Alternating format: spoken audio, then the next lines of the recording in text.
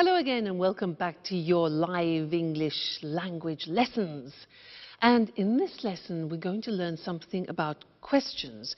Remember how we said that English questions are difficult because of all those auxiliaries? Well, in this lesson, we're going to learn something which is especially typical of the English language. They're called question tags. Now, let me give you an example of a question tag. She's unhappy, isn't she? Let's look at that. So, she's unhappy, isn't she? Strange, hey? She's unhappy, isn't she? Now, it's not really a question asking you for information. It's more a question asking for confirmation, whether you agree. And usually the people agree. So, she's unhappy, isn't she? Yes, she is.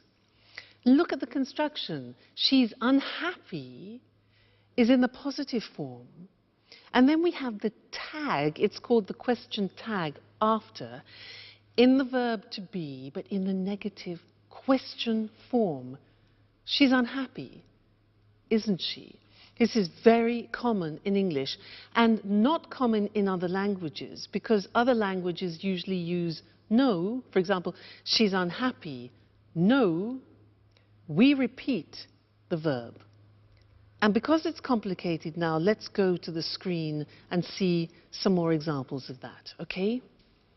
So, she's upset is like she's unhappy. She's upset, isn't she? You're a student, the verb to be, you're a student. You take the verb to be, are, and you turn it into a negative question. So we say, you're a student, aren't you? All right. Next one, he's Brazilian, isn't he? Do you see the mechanism now? It's raining, isn't it? Again, I'm not asking for information, I'm asking for confirmation. They're watching television. They are watching, aren't they? They're watching television, aren't they? And you notice that my voice actually goes down at the end, so it's not like a real question where your voice goes up. We're learning, aren't we? You live in Italy now. Look at this example here. You live is the present tense.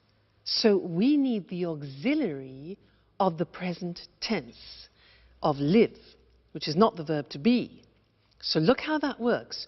You live in Italy, don't you? Negative don't. Auxiliary is do in the negative don't you. Interesting, hey? You live in Italy, don't you? If we change that into the third person, it becomes she likes English. What's the auxiliary? Exactly, does. In the negative, doesn't she? So she likes English, doesn't she? And the last example, they work at home, don't they? They work at home, don't they? All right, so it's not easy. You have to keep in mind the auxiliaries all the time. What happens if we begin with a negative sentence?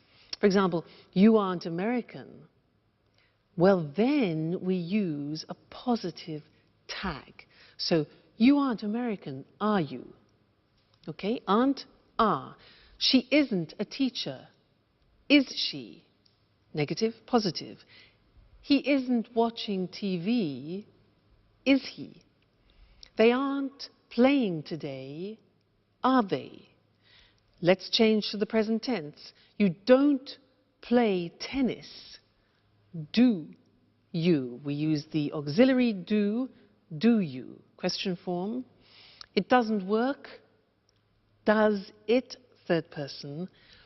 She doesn't like him, does she? And they don't come often, do they? Now, you're probably thinking, God, that's really difficult. And it's not easy. It takes a lot of practice. But when you know your auxiliaries well, it becomes easier and easier. Okay, so don't worry, slowly but surely, as we say. Now let's turn to That's Life, and our friends are having a party. Let's go and join them. Bye.